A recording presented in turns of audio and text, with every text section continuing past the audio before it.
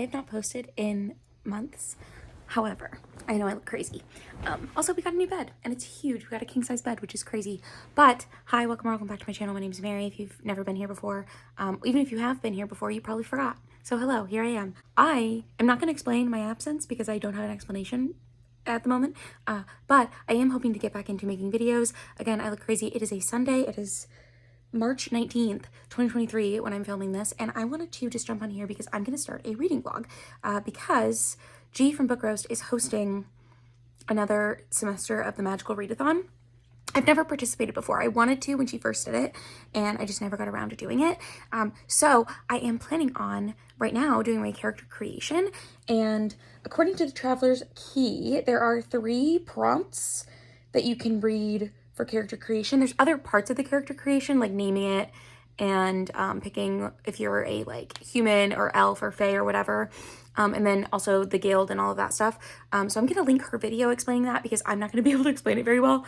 But I know you don't have to do any of this, like make a character using prompts. She said you can just create a character and make it up. But I think it'd be fun to follow some of the prompts. And I'm gonna try to do it based on things that I'm already currently reading or things that I'm like planning on reading in the next couple of weeks. I don't have a TBR right now. That's the other reason I thought it'd be fun to do this. So I'm currently reading the 4th book in the Percy Jackson series. So I think that would at least fit the prompt for the province of Carador, which is to read a book from an ongoing series. I also think there's a version of this book that has a red cover. So it might also fit for the heritage prompt of an Iltyrian, because that's read a book with a crow on the cover or title, or a red covered book. But the other thing is I'm also currently reading South to America by Imani Perry, which is a nonfiction book about like American heritage and especially like Black American heritage and how the Southern United States is the part of the United States that you can see the most Black heritage in, partially because that's where slaves were when they were like emancipated. And so it had the South in the United States has always had a larger population of Black people than the North. And Imani Perry just really delves into this and how it has affected politics and how it has affected poverty rates and different things like that. It's a really interesting read. I lost it for a while, so I've been like kind of reading it off and on for a couple months because I've had to put holds on it from my library, but I just got it again, so I'm planning on continuing that. I think I'm like 30% of the way in right now. So if I read that, I can become a human because that's contemporary nonfiction, and this is a nonfiction book. So, and then as far as the other one goes, background is wilding or urban. And so it's read a book largely set in a forest or outside. And then the other one, urban, is read a book set in a city or a town. So I would have to figure something out for that. But I think this would be fun. So again, I'm just going to pick whatever I pick. If I continue reading A Girl Like That, which, spoiler alert, I started reading that in January and I have not finished it yet. I haven't picked it up in over a month. As you can see, my reading has not been going quite to plan, but I've been reading, just not anything that's on my TBR. So that's why I don't have a TBR right now. But I think I could, if I read that, it would be a book set in a city or town. So then I would be an urban human from Carador. I am going to just let you know, but I'm like over halfway through with the Percy Jackson book that I'm reading, Battle of the Labyrinth. It's the 4th book in the series, so I won't go too much into it, but the Percy Jackson series follows a son of Poseidon, Percy, who goes to this camp called Camp Half-Blood, and every summer, basically, he has to go on a quest. And then he's got a friend named Annabeth, who is a daughter of Athena, and then his friend Grover is a satyr, which is like the goat people things. I think he's a satyr, is that right? I hope so. But it's just a really fun middle grade series. I read them when I was in junior high, but it's a long story. I borrowed them from my like 8th grade boyfriend, and then we broke up before I finished the series, so I never finished it. So now I'm finally catching back up to where I was, because I think I either finished the 4th book or never finished the 4th book but started it, but I never read the 5th book. So hopefully there's 5 books in this series, and then this series is part of a like group of related series. I think there's like a Roman mythology spinoff that Percy and Annabeth are also in, so I'm hoping to read those as well, maybe. I will say I really loved rereading the 1st and 2nd books in the series, and I don't remember as much about the 3rd or 4th books, so it's not quite as fun. But Battle of the Labyrinth, obviously, they're in the labyrinth. I think that's where the Minotaur is. I don't really know. That's the other thing. I wanted to be a Greek mythology girly, but I feel like because I never finished the series, I never got that much into it as much as other people did. So that could also be part of the reason that I'm like not as aware of it. But all of that to say, I am reading that, and I'm reading that for the prompt of read a book from an ongoing series so that I can be from Carador in the province. And when I come up with a name for myself, I will let you know what that is. But I just wanted to jumpstart this. Hopefully I can finish these 3 books this week to post this vlog. And then I will be hopefully doing a TBR for the actual Magical Readathon, and I will also be doing a vlog for the Magical Readathon. So also, when I finish reading these books, I think I'm going to go ahead and do my guild. I might, if I can do my guild right now before I create this part of the character, then I will do that. But I will let you know, probably momentarily, what I come up with, so. Seems like what you need, I could never give to you. After what you said, I'm glad you cut me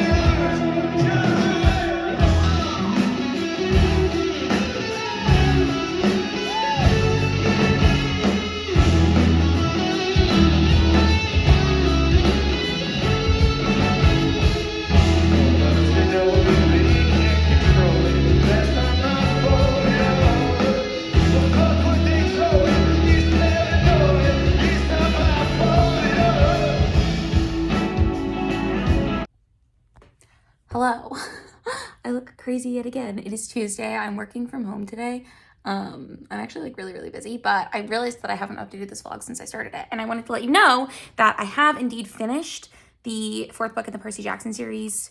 Look at that picture of Matt and I. That's so cute. I did finish that book, The Battle of the Labyrinth. I ended up giving it 4 stars. I really enjoy those books. I think I already mentioned I don't have as much nostalgia for the later books in the series, and that was the last one that I'm pretty sure I've read before. And as I was reading it, I'm not even sure that I read it before because I don't remember a lot of the things that happened in it. But the first books in that series, first 2, I really love still, and I would honestly reread those, but I don't know that I have the same nostalgia that I have for those 2 books for the whole series, which is interesting to learn about myself. I did listen to that as an audiobook. That is how I've been getting 99% of my reading done, because I have been taking my audiobooks to the gym with me. I have been walking around my neighborhood with my audiobooks in my ears. I listen to it when I drive to and from anywhere. I just like around the house doing things. And I haven't had a lot of motivation to sit down and actually physically read things. So physically reading has been a lot harder for me. That being said, the other book that I think I said I was going to read for this is South to America by Imani Perry. I did read a little bit more of that yesterday, but again, not much. I didn't have that much time to just sit down and read, but I did read another section. Something that really bothers me about that book is the way it's written, because the general idea is that each chapter vaguely covers a state, right? So it'll be people from Alabama and like issues in Alabama that really tug at the author's heartstrings. Same with Georgia, same with probably Oklahoma. I think right now we're in North Carolina. So that's like the premise, the idea behind it. But I think that makes it almost awkward to read, because it is a way to divide the information, but also she keeps coming back to ideas that she's discussed before in other chapters, because they happen in other states. But because of the way she's dividing it by states, it makes it almost like awkward to encounter. I'm not explaining this very well. I wish I could remember exactly what she said, but she jumps from subject to subject, and then she'll come back to the subject of religion. She'll come back to the subject of white supremacy. She'll come back to the subject of like intersectionality within feminism or within the queer community and stuff like that, and how like Black queer people, Black women are affected differently than white queer people and white women. I hope all of that makes sense. And it does make sense when she's writing about it, but it just is so jarring the way that she goes between topics. So I'm not loving that. That was a really long explanation and a very like struggle. I struggled my way through trying to explain that. But for me personally, it's just like very hard to read because I feel like she jumps from topic to topic so much. And I like the concept of her organizing it by state, but because of the way she's having to jump between subject matter, it almost feels like it was not the right way to go about it. I think another problem is that I really do think she was traveling through the South when writing this book. And so because she was like on a journey, a physical journey to do research for this book, I understand why she thought that that would be the best way to put forth the information. I think it's not. So I feel bad about that, but I just feel like she's not doing enough of it being a narrative of her journey through the South and her research process for that to make the most sense for me personally. But if you've read this book, I would love to hear your thoughts on it. I do think I'm learning a lot. I think there's a lot of really good information in here. I also think that I am aware of a lot of things that she's talking about because I am from the South. I really do think that this is a book intended for people who sort of downplay the North's role in like racism and things of that nature, because I think there is this attitude in like the northern United States that because they did not have slaves to the extent that people in the southern United States did, they are like inherently better places for Black people, which is not true. And that's a big thing that she addresses in this book is, as a Black woman from Alabama, she talks about like going to the North or northern states and feeling like, wow, people in the North don't even know how to interact with Black people because there aren't that many people there. Like, obviously, depending on where you are, but she like has this whole moment where she's like, sure, there's a lot of racism and like institutional racism and obvious racism in the South, but people in the South have grown up with Black people. So there's not as much, or like people where she's from, I guess. I don't want to generalize too much. I'm just repeating what she said, but that is something that I've also noticed. So anyways, that's that for that update. I will let you know when I have another update. Oh, the other book that I'm still debating on whether or not I'm going to read, I might get another audiobook and then let that audiobook decide. Sorry that I've got this like baby here that sticks out. It drives me crazy. I don't know what's going on with it. I'm going to get another audiobook. I don't know what audiobook it is yet, but that's going to decide one of the other prompts. So I think I have Urban or Wilding left. And I was going to say Urban because I was going to read A Girl Like That, but I don't know, since I'm not physically reading that often, if that's the best bet. And I know there's not an audiobook of that. So I'm going to get an audiobook. Whatever I get will determine either that or what like type of creature I have. Because right now I was going to use the nonfiction book as that would be a human. And so I was thinking about doing that, but we'll see. But so far, all we know is that I'm from Carador. So shout out to me. Hello, good morning. I'm once again reporting from bed when I have like just woken up. I actually have been up for a couple hours, but I've been reading in bed. And I wanted to let you know it's Saturday. I don't know if I did not say that already. But I wanted to let you know that I actually have changed my plans a little bit. So I listened to the audiobook of Unbury Carol by Josh Malerman. And I don't think I've talked about this book a single time in this vlog, but I finished it just now. And it is a like fantasy Western horror book. It's basically about this lady Carol who has this condition where she will occasionally fall into a very deep coma for a couple of days. And she's not dead, but she appears to be dead because her heart rate slows so much. And then she also comes from a really wealthy family. So her husband, who knows about her condition, decides that he is going to, the next time she goes into one of these comas, he's going to just bury her alive. And he does this because the only other person who knew about her condition has just died.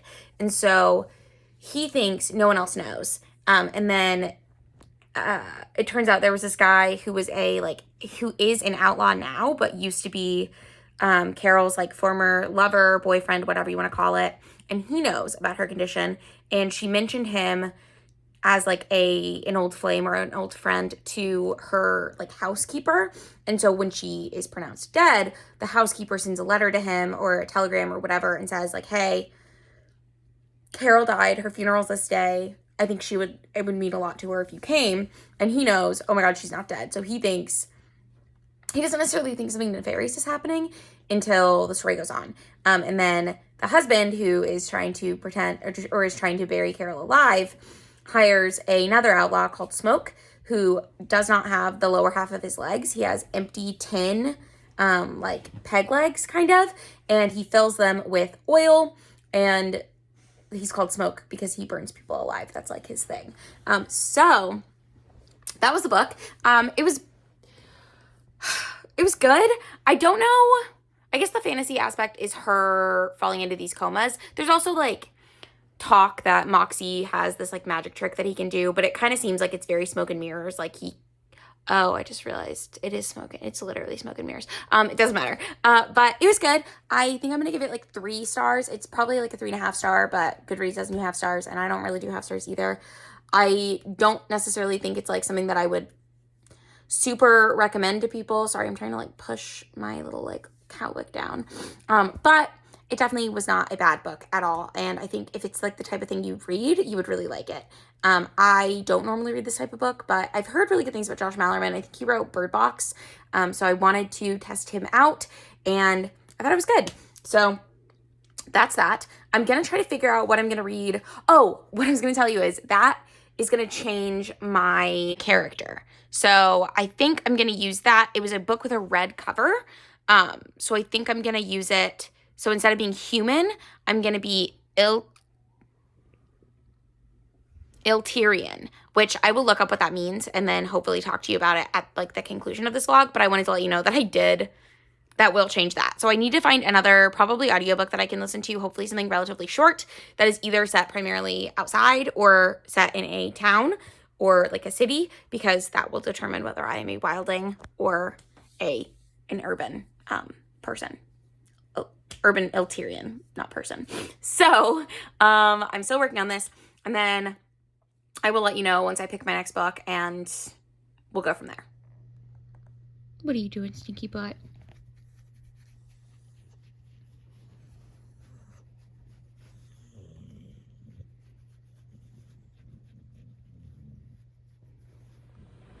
Hello, I think this is like, I think I've only updated from this position, but it is Sunday. I wanted to let you know that I am reading A Half-Built Garden by, hold on, let me look who wrote it, by Ruthana Emrys.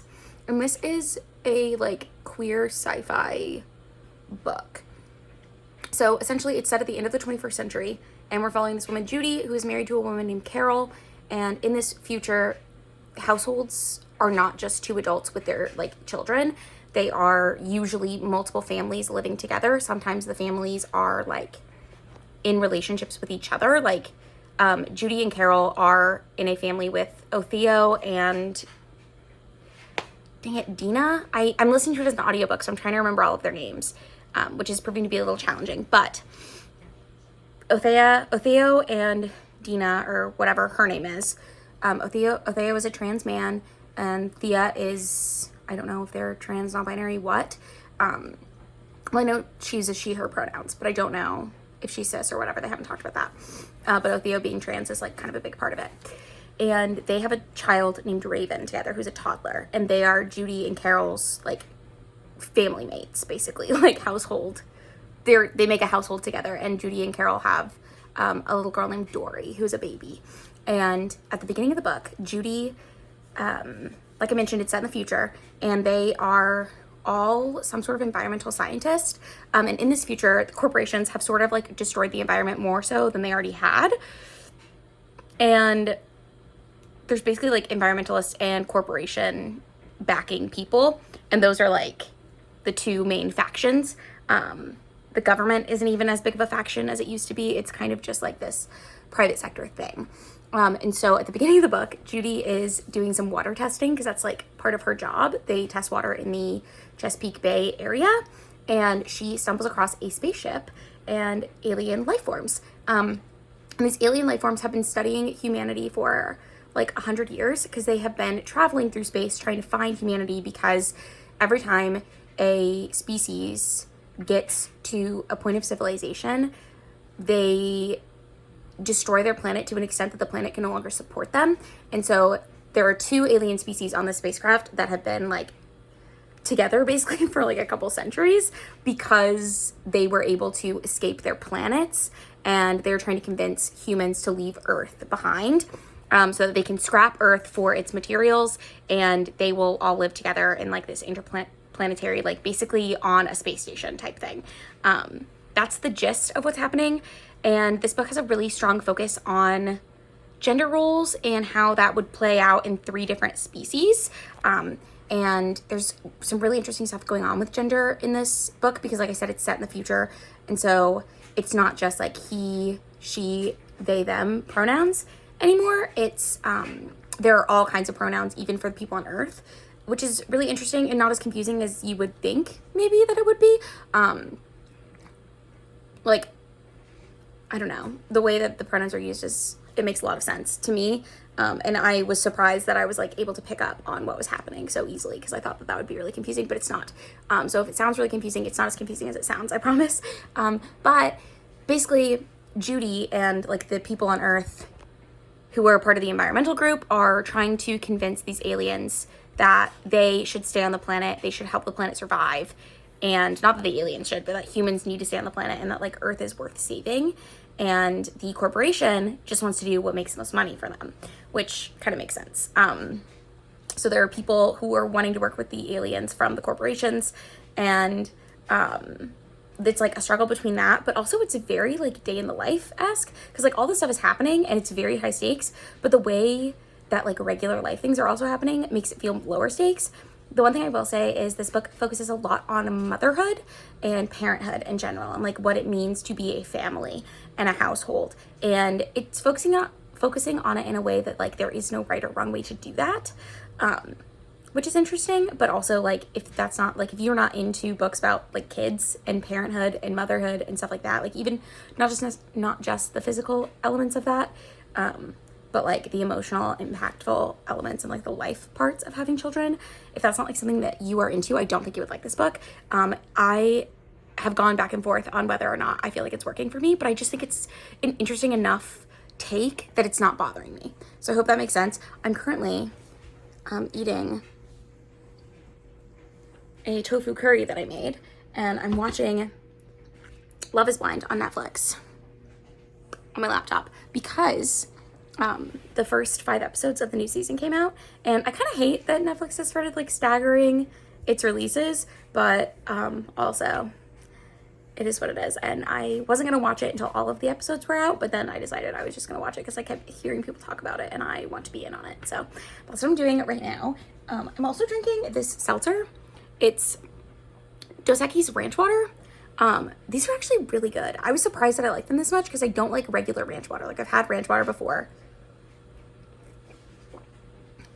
and I usually don't like it, but like I feel like this is a really, really good.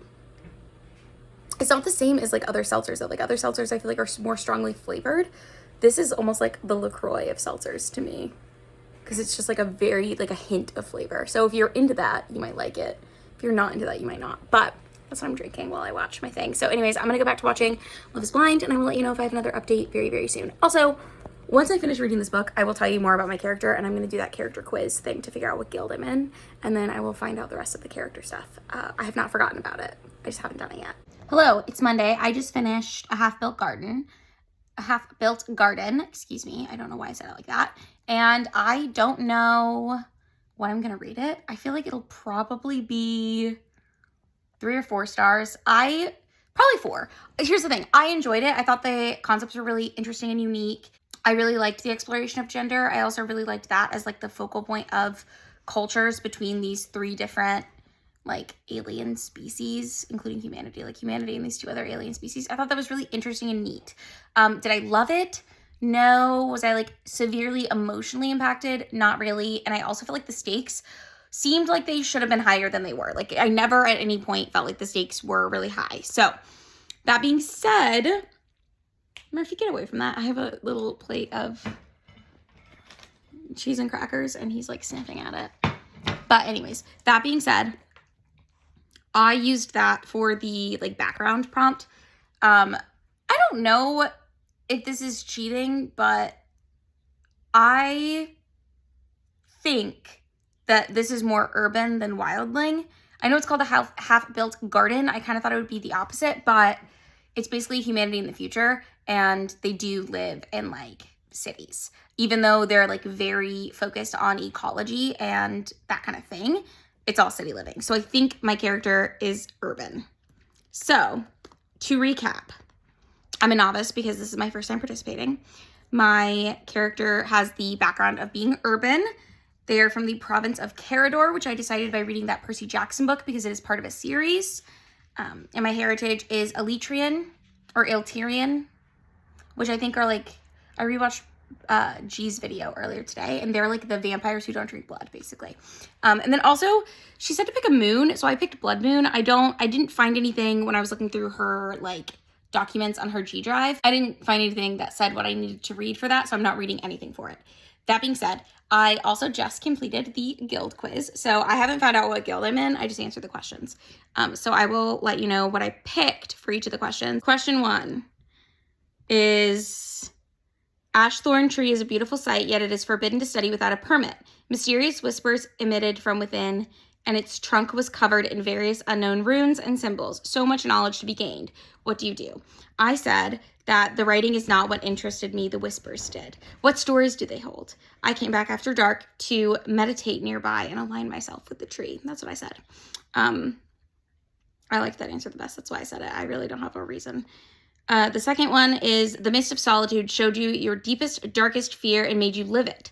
What a terrible experience. How did you resist the hallucinogenic effects of the mist droplets? Sorry, I had a really hard time reading that. And I said, I tried to calm my breathing, minimize feedback by closing my eyes, and focused on my hands and feet. I established a connection with the earth and let it guide me towards the exit. And then for 3, it's, when unexpectedly faced with a hooded, oddly acting, shadowed figure at the lower part of the ruins of the sky, what is your first instinct? I said, who cares about the figure? Have you seen the beautiful way nature and magic became one here? I was more intrigued by the stunning astronomy murals. The stunning astronomy murals. That's what it says. Okay, great. Sorry. My font is like really small for some reason. Okay. The 4th question is, one by one, you have all fallen ill near the Obsidian Falls. You recognized symptoms of poisoning, but had only a couple of minutes to come up with a plan to keep yourself conscious. What did you do? I said, I gathered myself, focused, and folded time itself, jumping to the time just before the poisoning took place, because I think time travel is lit. And then the 5th one is, you are offered a gift at the Tower of Rumination, a rare and valuable scroll that holds information on the subject. There were 4 choices, but you can only pick one. What did you choose? I chose the scroll of shape shifting because I think shape shifting would be really freaking cool. So my results for question 1, the symbol that goes with that is a triangle. For question 2, it's a circle. For question 3, it's a circle. For question 4, it's a triangle. And for question 5, it's a circle. So I'm whatever the circle one is. Which is the Order of the Crescent. I am part of the Order of the Crescent. I think that might be the one that gets, hold on. If that's the one that gets a familiar, that is so exciting. I think it is. Yay, I get a familiar. Okay, great. So the only other thing, not the only other thing, but the other thing that I need to do now is read for my legacy and my conduit. And G said that I don't have to read anything for this, but since I have a couple more days, it's the 27th right now, I have a few more days before April starts, and I kind of want to. I'm going to go ahead and try to read for those other things. I'm just going to go ahead and keep going. So I'm going to look at these prompts, and then I will tell you what I'm reading for them. Okay, hi. So I've decided, sorry Marv, I jumped. I've decided to use a spell book as my conduit, and for that I'm going to be reading Freedom is a Constant Struggle by Angela Y. Davis, which actually is an essay, I think, or it's a collection of essays about Ferguson, Palestine, and the foundations of a movement. I have an audiobook of this. I'm going to go ahead and read it, and that is going to be for the spell book prompt, which is to read a book with 2 S's in the title. And so freedom is one S, constant, 2 S, struggle. There's actually 3 S's. So it works for that. And then for my familiar, I've decided that I'm going to have Lamarv be my familiar. Yeah, he's going to be you, my cute boy.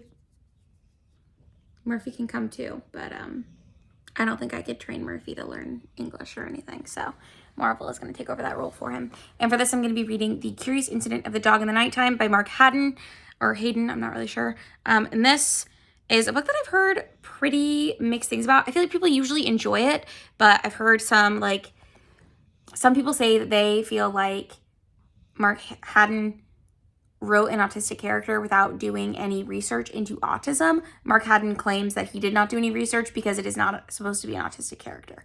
So I don't really know that much about it. I have not done any of my own research on any of those things. I've just heard that circulated. So something to be aware of. But this is about Christopher John Francis Boone, who knows all the countries in the world and their capitals and every prime number up to 7,057. And he doesn't have a very good understanding of human emotions, but he really relates to animals, and he's trying to solve a quest to investigate the suspicious death of a neighborhood dog. And that is this book. So I'm excited to read this one as well. These are both about 5 or 6 hours each audiobook, so it should not take me too long to get through with them. And of course, I will keep you updated as to my progress. But that is the last thing I need to do for this readathon besides come up with my name, which I have not done yet. And then I guess I should tell you, because I said this in my, my TBR video, but not in this vlog yet, I don't think. I have decided to be a Feywild cartographer as my calling. So, yeah, let me know in the comments down below what your calling is. And again, I will let you know when I have another update. Hello. I'm in my car in a parking garage outside of court because it is lunch, and I packed a lunch. I don't know why I did that. I thought that it might be easier than going somewhere to get lunch. So I'm in my car waiting for lunch break to be over, basically, is what's happened. So that's what I'm doing. But I wanted to let you know that I'm listening to Freedom is a Constant Struggle by Angela Davis. And I believe I thought this was essays, but it actually, I'm listening to the audiobook and Angela Davis reads it, which is really interesting. But I think it's more like an interview that she did, but she's just reading both parts of it, or she structured her essay as an interview. I'm kind of confused about that part, but it is really interesting. She's got a lot to say, a lot of important things to say about the part that I'm at is very focused on the movement in Palestine to be free of Israel. And she's comparing it a little bit to Ferguson, which were riots that actually happened in Ferguson, Missouri. She is comparing, or has drawn comparisons between that and or the race relation issues in the US and the issues that Black people have with police brutality. Not that Black people have with police brutality, the higher amount of police brutality towards Black people. And all people of color, but primarily Black people, is where you will see a very large disparity in the percentage of population that they make up versus the percentage of incarcerated peoples and percentage of people who are killed by the police every year, if that makes sense. And so she's comparing that to struggles in Palestine. Like, there was one thing that she said specifically that was like, people in Palestine had reached out to people in Ferguson who were protesting, about solutions for tear gas that they had used in their own protests against Israel's rule.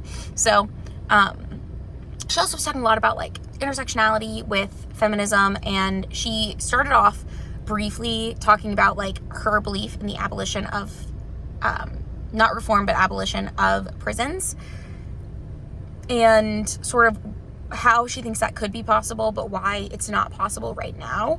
And basically her argument for why it's not possible right now is because of the systems that we have in place, which put people in poverty and in situations where they like, oh, there's someone walking behind me. Sorry, it makes me nervous. The systematic issues that we have on top of the fact that prisons are for profit in the US, which is insane to me still. But anyways, I'm enjoying this one. I do think it's a lot to digest, so I'm glad I'm able to just like sit and listen to it, but it is definitely like worth listening to. I know it's a couple years old at this point because she recorded it and like wrote it at least while Obama was in office, which we are on our second president since Obama. So it's been some time, but I do think her opinions are really important. And I also think she has a very nuanced view. I think I always sort of thought of Angela Davis as being much more, I mean, she is pretty radical, but like, I thought that she would be radical in an unpalatable way, if that makes sense. But maybe that just shows how radical I am. I don't really know.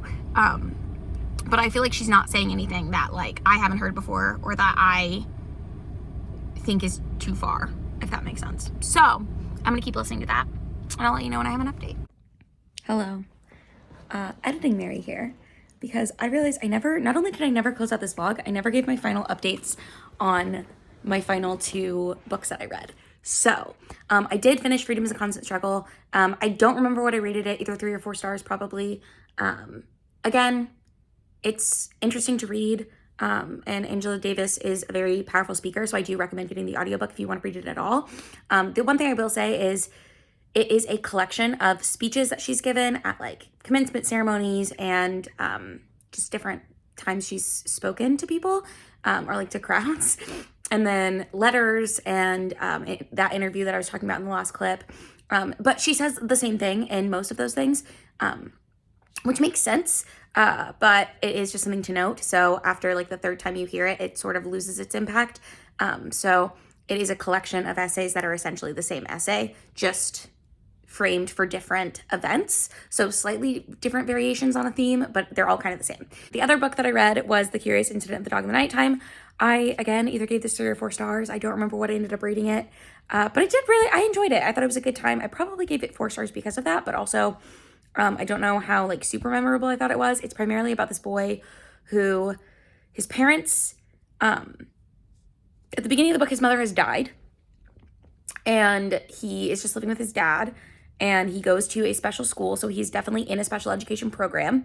And he's going to be the first person to sit for, I can't remember, it's in England, and I can't remember what their tests are called, but A-levels maybe? He's going to sit for a math A-level. Is that like the high school graduation equivalent there? I'm not really sure. But he's the first person from his school to do that. So that's a very important, very exciting part of his life. He does have a lot of traits that I would consider like what I think a lot of people think of when they think of autistic people. He's very good at math. He's memorized all the countries and their capitals. And he is very particular about things. He does not want to be touched at any point. Like his parents have a thing where they like touch their fingertips to his when they want to give him a hug because he doesn't really like being hugged. So I do get all of that being why people think that this is an autistic character. And I also get why they would be upset about the portrayal of him as an autistic character because he pretty much just has a bunch of like traits sort of thrown at the wall, but it doesn't really necessarily make sense for him as a character. So I do understand why people would think that. I didn't really read too much into it. I haven't looked too much into that controversy. Personally, for me, it didn't like give me the ick so bad that I couldn't read the book. But I do understand why that would rub people the wrong way. So that being said, if that would rub you the wrong way, perhaps it's not a book for you. But yeah, I thought it was a fine book. I probably gave it 3 stars because based on my description, I did find it entertaining. There were a couple of twists that I was not expecting to be twists, but a few things happened and I was like, wait a second. And it's very much both about this dog that has died in his neighborhood. It's his neighbor's dog that he stumbles across that has been stabbed with like it's kind of a gruesome way to die, but they just sort of gloss over it. But it's not really about the dog at all. It's about like the secrets that this neighborhood kind of holds and this boy not realizing that he's stumbling into secrets, which is interesting.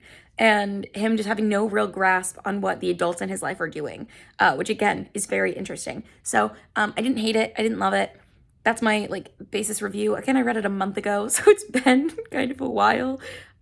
So sorry I did not film a clip after finishing it to give you a proper update, but there you have it. Those are the books that I read to create my character. So to recap again, I believe I am an urban dwelling Iltyrian from Carador, who's going to study to be a Feywild cartographer at Orilium. I'm a novice currently, and I'm in the Order of the Crescent is my guild, and my conduit is a spellbook, and my familiar is my dog Marvel, who is currently upstairs sleeping. So there you have it. Let me know in the comments down below what you are reading for Orilium this semester and also like your character details. I did come up with a name. I guess I can read it to you. Hold on one second. Okay, so the name I came up with was Fornax Glecia. I'm not sure why. I had an idea when I came up with it, but I know I looked up Roman mythology, and she's like the goddess of the oven. So take for that what you will. I had a thought when I came up with it, and I can't remember what that thought was, but that's me. So yeah. And all the other things. Oh, and I'm blood moon is my moon. I don't really know what the moon is for, but I was a blood moon. That's what I picked. So, or I am a blood moon. Let me know, again, if you're participating in this readathon, what you're reading for it, who you are, and how it's going for you. And hopefully in the next couple of weeks, I will get the vlog out for the readathon because I am currently like it's the end of the month pretty much, and I'm almost done with like my, spoiler alert, I'm almost done with my TBR for the readathon. So yeah, I hope it's going well for you. It's going well for me. If you like this video, give it a thumbs up. If you would like to, you can subscribe to my channel because I do try to post once a week. I'm very new to being back at this. And I also am going to take a break from filming for like 3 weeks because I'm getting married and then going on a honeymoon. And then who knows what's going to happen. But I'm going to try to have things that will go up during that time. We'll see if that happens. But yeah, thank you so much for watching, and I'll see you in another video, hopefully very soon. Bye.